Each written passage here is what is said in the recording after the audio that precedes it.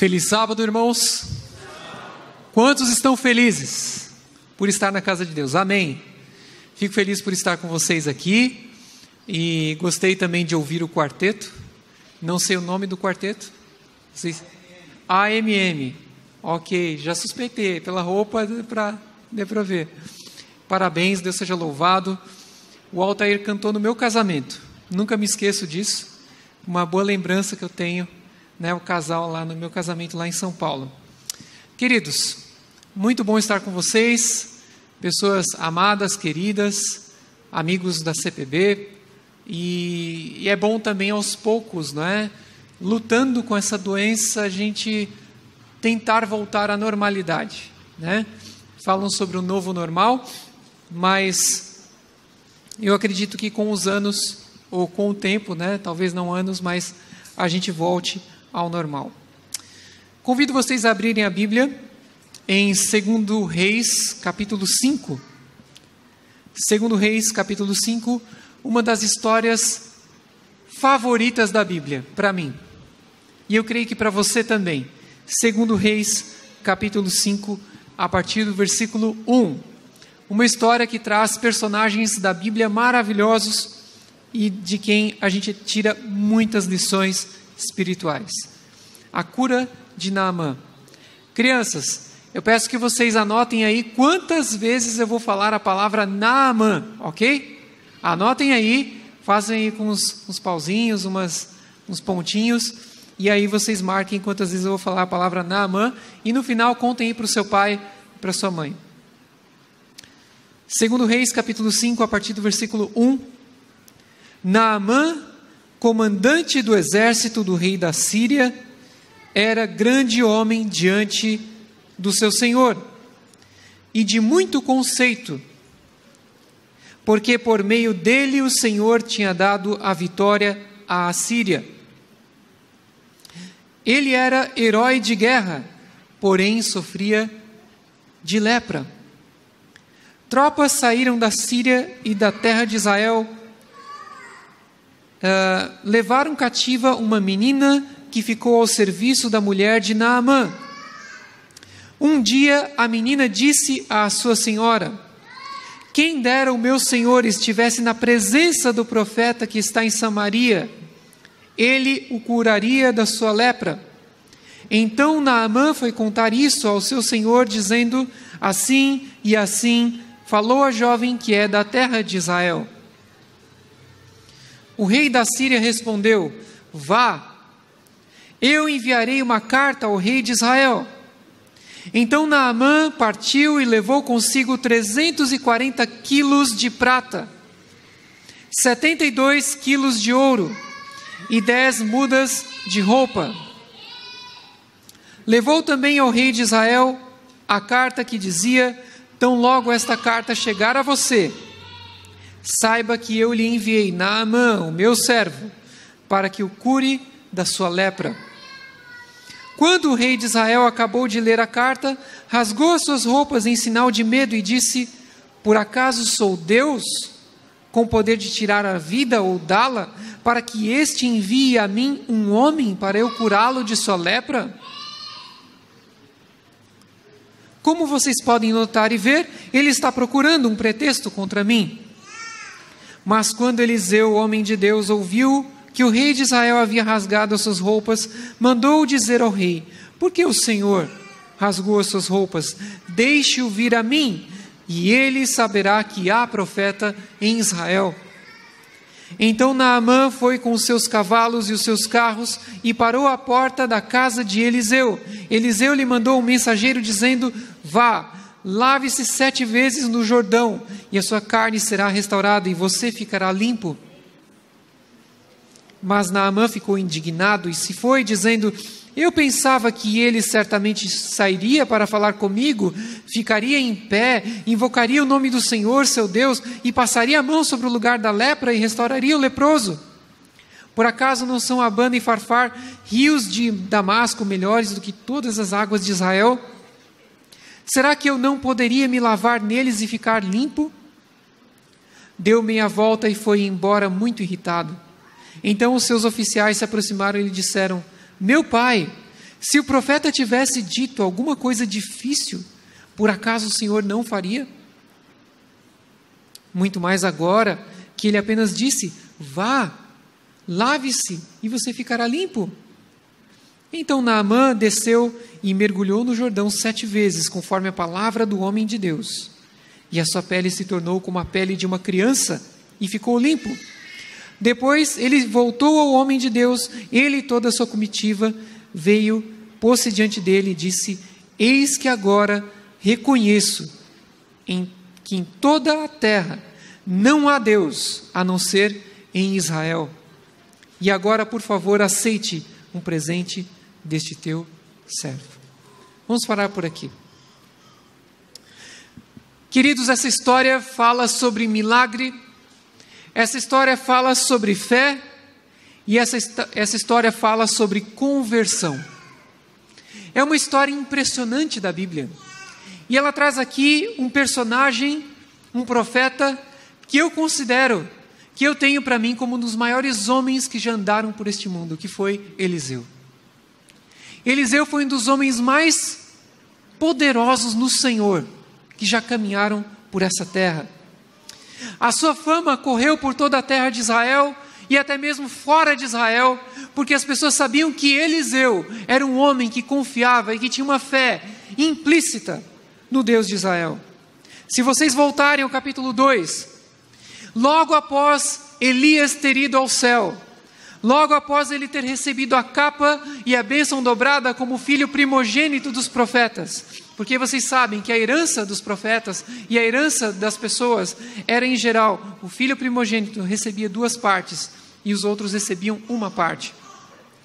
Eliseu recebeu 2 partes, a porção dobrada de Elias, e você já pode ver ali no capítulo 2, no versículo 19, que Eliseu torna saudáveis as águas de Jericó. Deus não tinha falado para Eliseu: olha, Eliseu, vá lá e pegue um sal e jogue na água. Eliseu, da sua cabeça, da sua mente, ele sabia que Deus era um Deus de poder, e ele então deu a ideia para Deus, e Deus foi lá e realizou o milagre. Geralmente nós pensamos nos milagres como coisas que acontecem, de Deus chegar para a pessoa e falar o que ela tem que fazer, aquilo vai acontecer. Tem disso também. Mas o que acontecia com Eliseu era, e com muitos profetas, e com muitas pessoas, e com Cristo, e conosco hoje, é nós termos uma necessidade, é nós termos uma situação difícil, e nós darmos uma ideia para Deus. Como assim dar uma ideia para Deus? Deus não sabe de todas as coisas? É claro que Ele sabe. Mas Deus quer que a gente imagine, a gente use a nossa imaginação, que a gente use a nossa crença, a nossa fé, a nossa confiança nele, e a gente enxergue coisas que as pessoas não enxergaram, e coisas que Deus não iria fazer. Como assim? Muitas vezes, Deus age por meio da oração que é feita.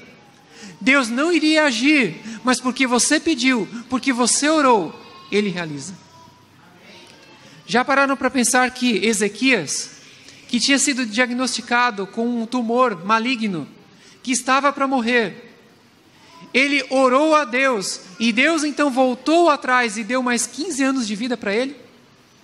Deus não iria dar 15 anos de vida, mas porque Ezequias orou, Deus deu os 15 anos. E é assim que acontece com Eliseu. Eliseu tem ideias interessantes, ele usa o sal, ele usa coisas diferentes, e ele realiza milagres.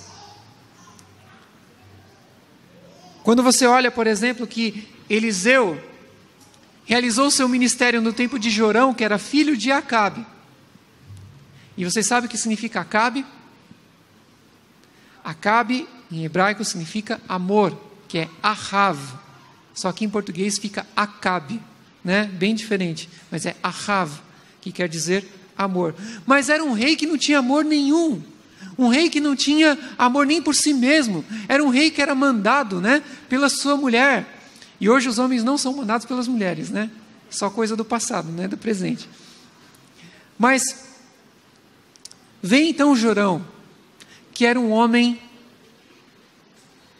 que fez o que era mal perante o Senhor, e diz a Bíblia no capítulo 3 que ele não fez o mal como seu pai fez, porque ele tirou o altar de Baal, uma coluna de Baal, mas ele caminhou nos pecados de Jeroboão, ou seja, um templo no sul e um templo no norte, para que o povo não fosse a Jerusalém para adorar o Deus de Israel. Era uma questão política, não era uma questão religiosa, mas assim ele desviou o povo religiosamente. E então, no capítulo 3, você vê um outro episódio, um outro momento em que Eliseu entra em ação. É quando Moabe se revolta contra Israel, Israel se une com Judá e com Edom, uma união de família, não é? Edom era primo ali deles, era um irmão distante, um parente distante.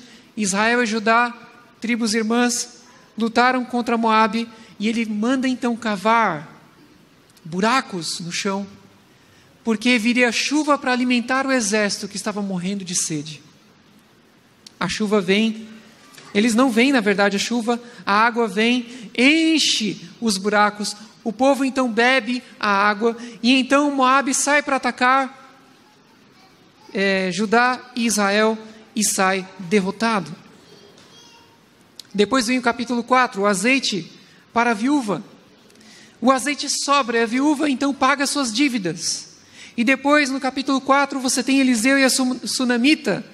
A mulher faz atos de bondade para com Eliseu. Ela recebe um filho, o filho morre, mas depois o profeta vai e ressuscita o filho. A fama de Eliseu corre por toda a terra.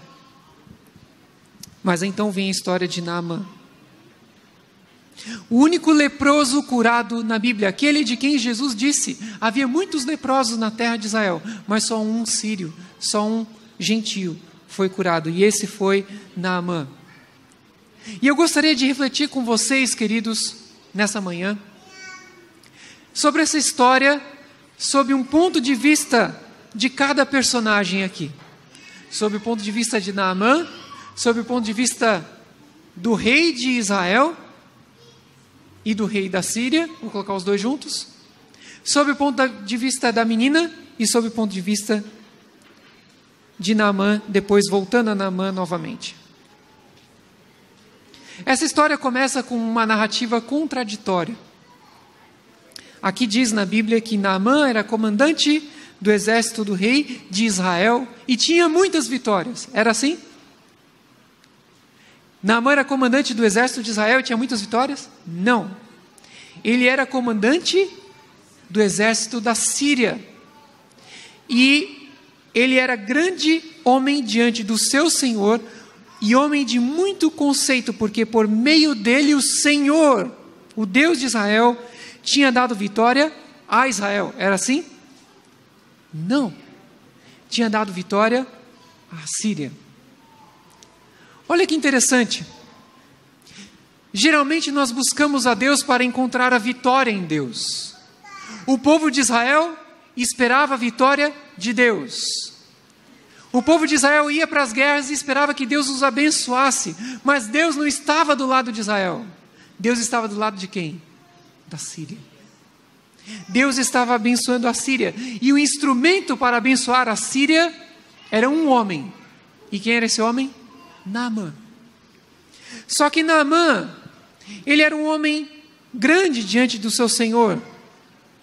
Um homem de muito conceito. Um homem de muitas vitórias. Mas por baixo da sua armadura, ele carregava uma grande ferida. Ele era um herói de guerra, porém sofria de lepra. E aqui na vida deste homem nós encontramos o drama do ser humano. O drama que talvez seja um drama seu. Talvez seja um drama de muitos aqui. De uma pessoa que tem muitas vitórias, muitas bênçãos, muitas coisas, que as pessoas olham do lado de fora e pensam, nossa, esse homem é um homem abençoado, essa mulher é uma mulher abençoada, uma pessoa que estudou, uma pessoa que fez isso, uma pessoa que tem um negócio, uma pessoa que de repente tem uma bela família, uma pessoa que tem saúde, mas às vezes por baixo do terno, por baixo das roupas, existe um coração ferido, existe uma dificuldade, existe uma doença rara, existe, de repente, um diagnóstico.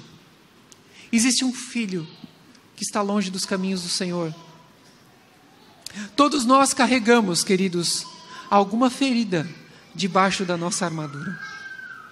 Todos nós olhamos para os outros e pensamos que essas pessoas têm muito sucesso e muitas bênçãos, mas todas as pessoas, sem exceção, desde a pessoa mais humilde até aquela pessoa que talvez seja um bilionário, um trilionário, todas as pessoas carregam mágoas, carregam feridas, carregam pesos insuportáveis.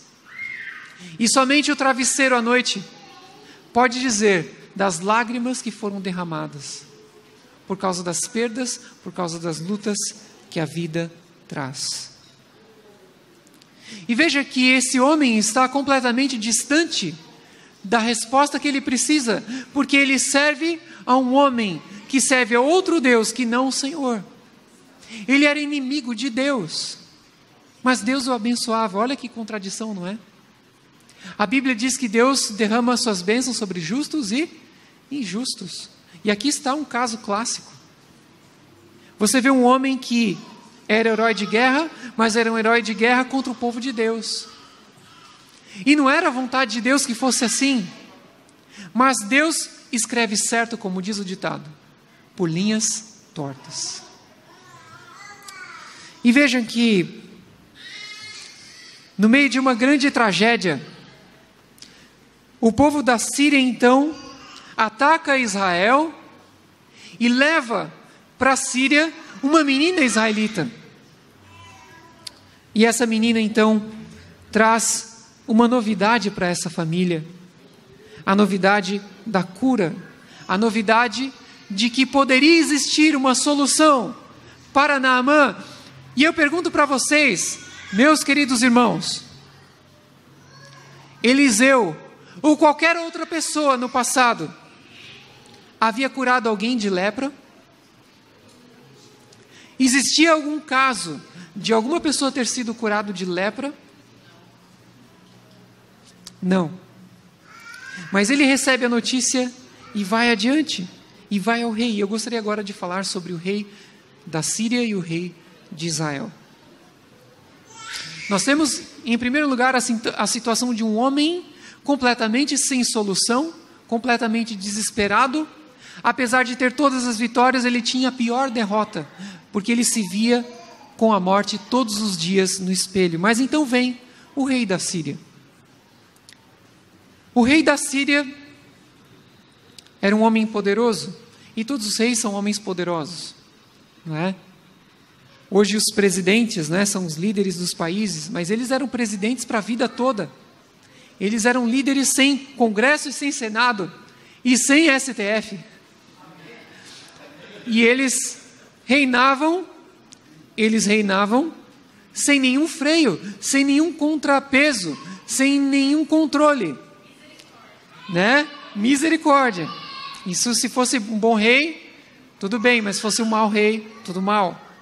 Enfim.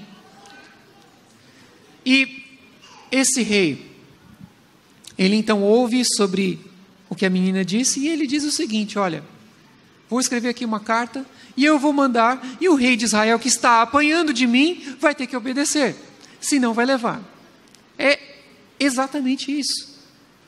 E vejam que ele envia uma carta para o rei de Israel, e essa carta diz assim: tão logo essa carta chegar a você, saiba que eu lhe enviei Naamã, meu servo, o que tem vitórias contra você, o que derrota você, e você vai ter que curá-lo para ele continuar derrotando você, para que você o cure da sua lepra. Eu gostaria de resgatar aqui uma ideia que está por cima de tudo isso daqui. Sempre as curas na Bíblia estão relacionadas à salvação. A palavra salvar e a palavra curar, em grego, sozo, tem o mesmo sentido. Você pode salvar alguém de uma doença e você pode salvar alguém espiritualmente. Você pode ter as duas coisas conjugadas para significar a salvação holística que Deus realiza em nós a salvação do corpo e a salvação espiritual. Mas vejam que o rei de Israel, o rei da Síria, ele achava que poderia, com uma canetada, conseguir aquilo que ele quisesse. Conseguir a bênção espiritual, conseguir a bênção física. Mas, queridos, a bênção não pode ser conseguida por meio do poder, por meio do dinheiro. Não é por meio dessas coisas que a gente consegue as coisas de Deus, as bênçãos de Deus. Não é por você ter algo a mais na sua vida, você ter dinheiro, que você tem qualquer privilégio na igreja. Todos diante de Deus e todos na igreja são completamente o quê? Iguais. Só que o rei da Síria não pensava assim. Ele dizia o seguinte: eu vou escrever uma carta e eu vou conseguir o que eu quiser. Eu quero isso, eu quero agora. Então logo chegue a carta. Mas as coisas de Deus não são assim. Vejam que quando Eliseu foi curar Naamã, ele aceitou o dinheiro que Naamã trouxe? Não. Vejam, queridos, essa Bíblia aqui é a Nova Almeida atualizada, que vai ser a Bíblia adotada pela igreja na América do Sul. A CPB agora está movendo todos os materiais para essa Bíblia agora. É uma mudança tectônica, vamos dizer assim, é uma mudança imensa mesmo. Aqui diz que ele deu para Naamã pagar pela cura 340 quilos de prata, 72 quilos de ouro e 10 mudas de roupa. Imagine o que seria mais ou menos 72 quilos de ouro. 72 quilos de ouro. 1 grama de ouro está quanto? Acho que R$300, não é? 1 grama de ouro. Né? R$300. 1 grama. Não é 1 grama, viu, gente? Não vamos pedir no mercado. Eu quero 300 gramas de mussarela. 300 gramas é a grama lá que está no chão. É a plantinha. 300 gramas de mussarela. Tá bom? 300 gramas, mas 300 gramas de qualquer coisa, mas é 300, não 300. 1 grama de ouro, R$300. 1 quilo tem quantos gramas? Quem é bom de matemática aqui? 1000, exatamente, 1000 gramas. Então, vocês veem que ele levou então 72 mil gramas de ouro. 72 mil gramas vezes R$300 vai dar mais ou menos 21 milhões de reais. 21 milhões de reais. Se você aplicar e receber 1% na poupança de 21 milhões de reais, você vai ter quanto por mês? Quem é bom de matemática aí? 210 mil reais. Né? É isso? 210 mil reais. Divide por 100, vai dar exatamente isso. Um salarinho de 210 mil reais para vocês, tá bom? Dá para comprar alguma coisa? Acho que dá, né, gente? Eu acho que dá. 210 mil já me ajudaria bastante, tá? Agora, 72 quilos de ouro, 340 quilos de prata. Então você pode somar aí, de repente, aí uns 3 milhões de reais. E 10 mudas de roupa. Essas 10 mudas de roupa aqui, eu não penso como meu humilde terno aqui. Eu não penso com a minha roupinha que eu venho para a igreja. Eu penso naquelas roupas que você vê ali naquele shopping Catarina Fashion Outlet, não é? Tem lá Dolce & Gabbana. Outro dia eu vi na promoção lá. São lojas que a gente nem entra, né? A gente nem pode entrar. Se você entrar, você é fulminado. Se você entrar. Promoção. O vestido por 14 mil reais. Promoção. Né? Então, 10 mudas de roupa, eu colocaria aí uns 100 mil reais, tá bom? 100 mil reais. Então, junta aí, 21 milhões, mais 3 milhões, mais 100 mil reais. Então, você tem aí uns 25 milhões, 24 milhões de reais. Tá bom para vocês? 24 milhões de reais. Aí vai, então, a comitiva dos Land Rovers, não é? aqueles carros pretos assim, bem bonitos, né? Carro de exército, carro americano, com aquelas luzinhas amarelas, vermelha e azul, assim, brilhando, sai lá da Síria e vai até Israel e exige a cura. É assim que funciona, irmãos? Não. E agora eu volto, saindo da perspectiva então do rei, daquele que está lá em cima no trono, aquele que é poderoso, aquele que acha que pode comprar qualquer coisa, e vamos então para a menina. A menina ali no versículo 2, a menina cativa. Existe alguma coisa, irmãos, mais frágil do que uma criança? No mundo dos homens, no mundo dos poderosos, em meio às guerras que existem no mundo, guerras que estão hoje acontecendo até mesmo lá na Síria, em Israel, no Oriente Médio, quem mais sofre no meio dessas guerras? As crianças. As crianças refugiadas, as crianças que ficam sem os pais, e era o caso dessa menina. Provavelmente seu pai foi morto na guerra pelas tropas ali de Naamã. A mãe possivelmente foi vendida como escrava. E especialmente as meninas e as mulheres eram estupradas. Eram maltratadas. No caso aqui eu creio que não. Imagino que fosse uma menina apenas como uma serva do lar. Mas isso era normal, irmãos. Era completamente normal naquela época. E a menina então chega à sua senhora e diz: quem dera meu senhor estivesse na presença do profeta que está em Samaria, e ele o curaria de sua lepra. E eu volto à questão, ela já tinha visto alguém ser curado de lepra? Não. E aqui nós enxergamos, irmãos, o mesmo princípio que havia na mente dos homens e mulheres de fé do passado, que é enxergar coisas que não foram vistas, é imaginar coisas que não tinham sido feitas.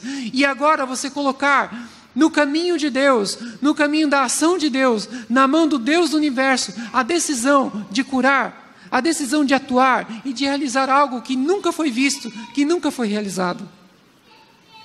E a gente enxerga esse poder e essa realização por meio da menina aqui dessa história. E foi exatamente por isso que Jesus disse para Nicodemos: se você quiser estar no reino dos céus, você tem que se tornar como uma criança. Porque a criança acredita, porque a criança aceita, porque a criança não questiona. Se você disser para ela o que você vai dar, ela vai acreditar. O meu tio brigava com meu pai e ele reclamava do meu pai. Quando eu era pequeno, nós morávamos bem de frente para o aeroporto de Congonhas, lá em São Paulo. A pista do aeroporto estava na perpendicular, ou seja, a gente via o avião pousar ou decolar facilmente assim, né? Eu morava a metros do aeroporto, não morava nem 1 quilômetro de distância. E estava lá e via o aeroporto. E aí então passavam os aviões e eu dizia: pai, me dá um avião, me dá esse avião. E meu pai falava: sim, filho, é seu. Obrigado, pai. Pai, me dá isso, me dá aquilo. Tudo meu pai falava que me dava, mas não ganhava nada, mas eu acreditava. As crianças acreditam, as crianças elas têm essa questão de acreditar, de aceitar, de crer, e é isso que a gente precisa crer, a gente precisa aceitar, a gente precisa entender que Deus é capaz sim de dar tudo aquilo que a gente precisa, de tudo aquilo que a gente necessita. E essa foi a perspectiva da mulher, da menina israelita. E aí então agora voltamos a Naamã, e eu gostaria de terminar com Naamã aqui. Naamã pega os seus carros oficiais, seus Land Rovers, seus cavalos, né? Alazões bonitos, egípcios, quem sabe os cavalos brancos, assim, os cavalos negros bem bonitos. E chega então com aquela pompa, né? De repente os carros assim, com alguns detalhes em ouro, com aquelas roupas bonitas, reluzentes, de repente com algum escudo, de repente alguma armadura, alguma roupa real. Ele era do exército inimigo e ele vai ali com toda a pompa, mostrando que ele tinha importância, que ele tinha autonomia para estar ali. Eliseu não iria sair, não iria pôr a sua mão para que ele não acreditasse de maneira nenhuma que o poder estava em Eliseu, mas que o poder estava em Deus. A comitiva ficou parada ali. As luzes azuis e amarelas estavam brilhando nos carros e nada aconteceu. Então Naamã ficou indignado ali no versículo 11 e já se virou, já deu meia volta dizendo: eu pensava que ele faria isso e isso comigo, ele ia pôr a mão sobre mim, iria falar alguma coisa, iria me curar. Vejam, irmãos, que Deus, Ele nem sempre age como nós pensamos. Deus não segue o caminho que nós pensamos. Deus vai fazer o que você quer. Às vezes Deus faz, às vezes não. Mas nas vezes que Deus faz o que você quer, nem sempre Ele vai fazer do jeito que você quer. E a gente precisa entender isso. Muitas vezes a gente quer pegar a mão de Deus e fazer: oh, Senhor, faz isso aqui, ó, é desse jeito que eu quero. É desse jeito, é assim, assim, assim. Mas Deus não vai fazer desse jeito. Deus tem o seu caminho, Deus tem a sua maneira, Deus tem um jeitinho especial. E diz a Bíblia, Ellen White, no livro O Comportor Evangelista, que eu li muitas vezes na minha época em que eu comportei. Aqui está o pastor João, que tem muita experiência, comportor de êxito, e veio para a CPB por isso. Deus tem tem 1000 maneiras de satisfazer as nossas necessidades, das quais a gente não sabe nenhuma. A gente não sabe quais são as maneiras que Deus tem, os caminhos que Deus tem para satisfazer, para nos ajudar, para nos dar um apoio quando a gente precisa. E então, Naamã dá a volta, ele vai entrar na sua Land Rover e vai embora. Mas então vem a palavra da sensatez, ali no versículo 13.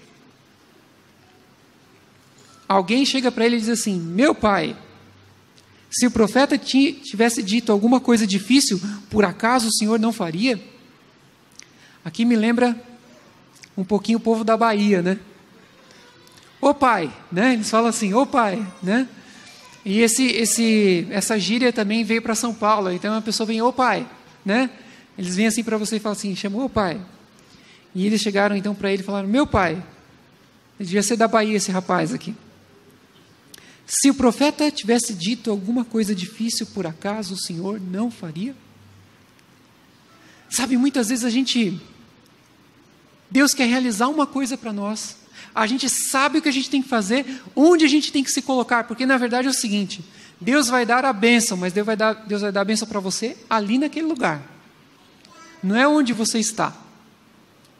E a sua única parte é fazer o seguinte: dê alguns passos, vá até ali e você vai ser abençoado. E eu imagino, irmãos, que a casa de Eliseu era próxima ao Rio Jordão. Bastava Naamã dar alguns passos, entrar na água, uma água barrenta, ok, sem problema nenhum, se mergulhar 7 vezes e sair. Mas Naamã, ele não queria. Talvez esteja falando aqui para alguém presente na igreja, ou de repente assistindo pela internet, que está sendo chamado a entregar a sua vida a Deus, que vem à igreja por anos e anos, e não é batizada. Alguma pessoa que de repente quer servir a Deus, quer ter as bênçãos de Deus, quer ser curada da lepra espiritual, mas não se entrega, não muda, não quer se colocar no lugar que Deus quer que ela esteja. O lugar que Deus quer que você esteja é onde? Na igreja. Se você não pode estar na igreja por alguma necessidade, ok, mas participe do culto nessa fase de pandemia. Aqui é o seu lugar. E esse é o chamado que Deus faz a nós. Deus quer dar uma bênção a você, mas você precisa se colocar no lugar em que Deus vai dar a bênção. Se você não se colocar lá, Deus não vai te abençoar. Simples assim. Se Naamã tivesse voltado, ele teria sido curado? Não. Quer dizer que Deus é caprichoso. É só se você fizer do jeito que eu quero, igual aquelas crianças, né? Eu sou dono da bola, mas vocês vão brincar 1 minuto, eu brinco 5. Não é assim. Deus, ele fez esse pedido para Naamã, porque esse pedido físico, e esse gesto físico de se mergulhar 7 vezes, a água do Jordão não tinha nenhuma cura, não era a água do Jordão também que curava. É para que ele, por meio de um gesto físico, e entregasse o seu coração. Sabe, muitas vezes quando nós fazemos apelos, os pregadores, pastores, fazemos um apelo, é porque somente com o gesto de a pessoa caminhar para frente, que ela está dizendo para si mesma, e ela está expressando publicamente a sua decisão. Esse é o caminho que Deus fez com Naamã. Naamã, você precisa entregar o seu coração a mim, e ao fazer isso que eu estou te pedindo, você vai expressar essa sua decisão. E então, o rapazinho da Bahia falou isso para Naamã, e Naamã pôs a mão na consciência e realmente, o não eu já tenho, a lepra já está aqui comigo, se eu me molhar lá na água barrenta, depois eu só tomo um banho e pronto.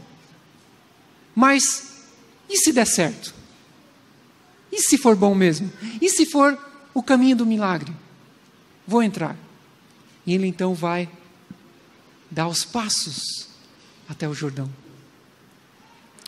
E imagino que você hoje deu passos para estar aqui na igreja, você deu passos para receber a bênção de Deus. E Deus vai te abençoar. Creia nisso. Naamã entrou no rio e se batizou no rio sozinho. E ele se batizou uma vez, ou seja, mergulhou uma vez. Olhou para o braço dele, do mesmo jeito. Mergulhou a segunda vez, olhou de novo, também estava lá, a lepra. Mergulhou a segunda, a terceira, e ainda não tinha sido curado. Vejam, queridos, que a gente tem que cumprir a palavra do Senhor, você tem que obedecer a Deus. Você tem que fazer exatamente o que o Senhor está te pedindo. E ao fazer o que Deus está te pedindo, Ele vai realizar o milagre. É um milagre que acontece na caminhada. É igual Deus disse para Moisés: por que você está clamando a mim? Diga ao povo que marche. Não é o mar se abre e depois você caminha. É primeiro você caminha e depois o mar abre. Vocês estão entendendo? Uma vez, eu estava por aqui, por Tatuí, e um homem me chamou à sua casa, um ancião de igreja, um homem de fé, um homem de longa caminhada com Deus, e são esses os que eu mais admiro, viu, gente? Não admiro aquele que vem, fez um monte de coisa errada na vida, e depois vem e se converte. É legal, eu acho bonitas essas histórias, mas eu acho mais bonitas as histórias de homens e mulheres que caminharam com Deus ao longo da vida. Esse homem me chamou, ele tinha na sua casa um rapaz que era um ex-adventista, que tinha andado pelo mundo, tinha feito tudo que era coisa errada. E ele estava em depressão, ele estava preocupado, com suspeita de AIDS, ele estava sem saber o que fazer, estava doente, estava cansado, estava triste. E eu fui lá visitá-los. Conversando com ele, eu entendi a situação. O rapaz, ele havia se afastado de Deus, e ele se envolveu com uma moça, na verdade, uma mulher, uma prostituta. E ele vivia com essa mulher. E essa mulher havia abandonado a sua vida.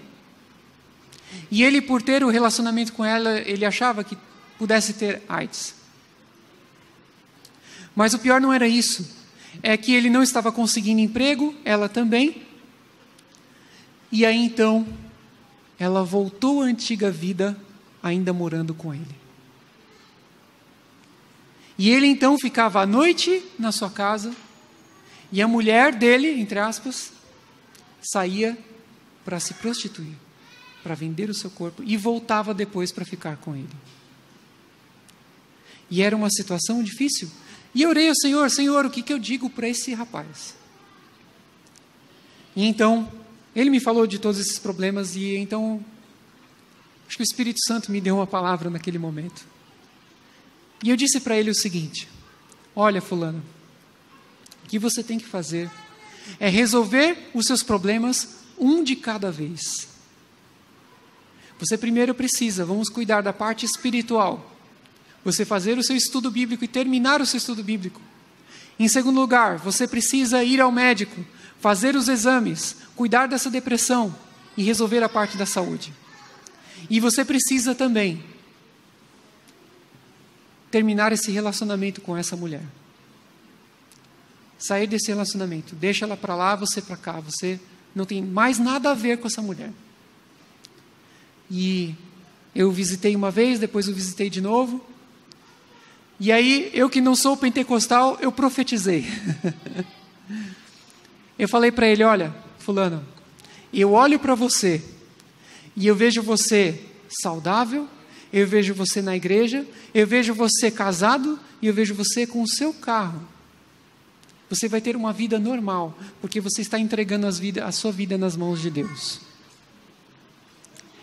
E para encurtar a história, irmãos, esse rapaz, tudo isso que eu falei aconteceu na vida dele. Ele seguiu, não porque eu falei, mas porque ele seguiu o plano do Senhor. Porque ele se colocou no lugar em que Deus podia abençoá-lo. Porque no lugar em que ele estava, Deus jamais poderia abençoá-lo. E ele foi obediente, e ele caminhou com Deus, e ele fez o que Deus queria para a vida dele. E vocês sabem de uma coisa? Até hoje ele está bem. Ele caminha entre nós aqui, não aqui nessa igreja. Ele está bem, está casado, ele tem um carro muito bom também. E eu participei do seu batismo, eu fiz o seu batismo. Aquele homem estava se batizando no Rio Jordão. As marcas da lepra estavam nos seus braços, estavam no seu tórax, estavam no seu corpo. Mas quando ele se mergulhou pela 7ª vez, quando ele obedeceu tudo aquilo que Deus tinha mandado ele fazer, sem pagar nenhum centavo, sem tentar conquistar nada de Deus, somente colocando o seu coração, entregando a sua vida e dando um passo à frente pela fé. Sabe o que aconteceu? Aqui diz a Bíblia que a sua pele se tornou como a pele de uma criança e ficou limpo. Isso me lembra a menina. A menina era uma criança e a pele dele se tornou como de uma criança. E aqui nós vemos, irmãos, as bênçãos que Deus derramou sobre aquela menina. Eram as bênçãos que Deus estava derramando sobre aquele homem. A inocência e a limpeza que estava no coração daquela menina começaram a fazer parte da inocência e limpeza, não somente da pele daquele homem, mas do seu coração. Uma transformação interna. E ele, em seguida, aconteceu o sozo na vida dele, o que diz em grego, a palavra em grego que serve tanto para a cura física quanto para a cura espiritual. E ele diz, agora eu reconheço que em todo o mundo não existe Deus, somente o Deus da terra de Israel. E ele então faz um pedido estranho para Eliseu, e ele pede para carregar a terra de Israel para a Síria. Porque eles entendiam que o Deus era um Deus ligado à terra. Então a terra dele, igual Ruth fez, o teu Deus é o meu Deus, a tua terra é minha terra. Ele fez exatamente, ele pegou um pedaço da terra de Israel para dizer que o Deus daquela terra era o Deus dele. E eu digo para vocês, irmãos, o que falta para você nessa manhã? O que em meio a tantas vitórias que o Senhor já te deu na sua vida, se você procurar, você vai ver que Deus te deu muita vitória. Vai falar, não, minha vida tem um monte de problemas, eu estou aqui cheio de dívidas, eu tenho um monte de fatura para pagar, tem um monte de problemas, mas você vai ver as vitórias.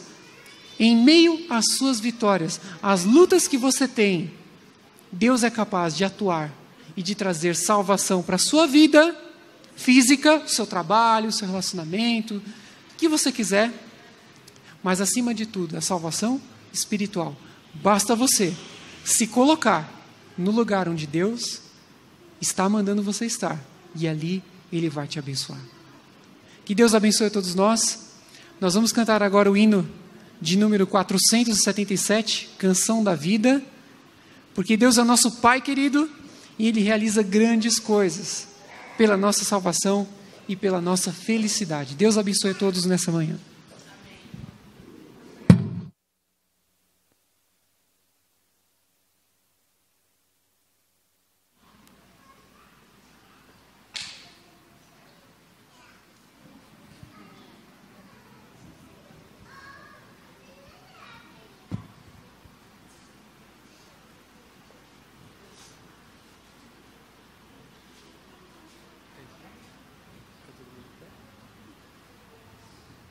Fiquemos em pé.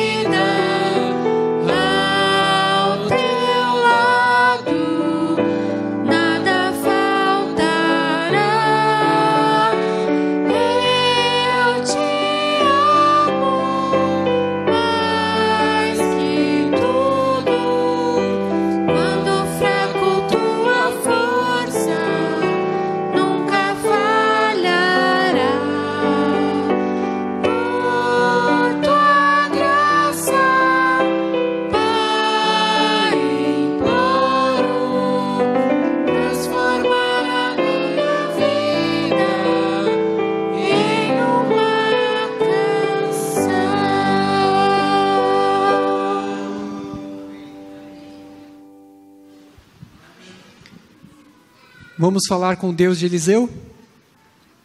Vamos pedir aquilo que é impossível, aquilo que não foi imaginado, e vamos nos colocar no lugar em que Deus pode nos abençoar. Vamos orar?